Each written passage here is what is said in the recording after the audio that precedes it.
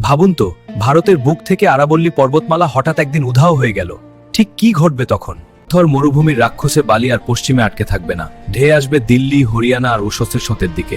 যে বিশাল পাহাড় যুগ যুগ ধরে মরুভূমিকে আটকে রেখেছিল, সে সরে গেলে আমাদের সুরক্ষার দেওয়ালটাই ভেঙে পড়বে।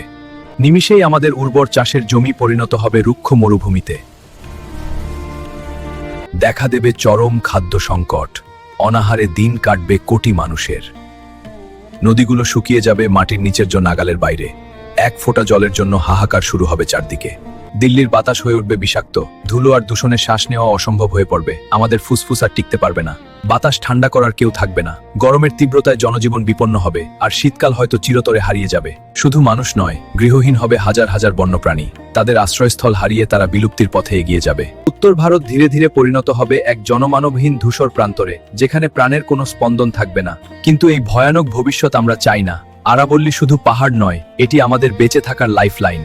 আসুন প্রকৃতিকে রক্ষা করি, আরাবল্লীকে বাঁচাই, নিজেদের অস্তিত্ব বাঁচাই, সচেতন হন আজই।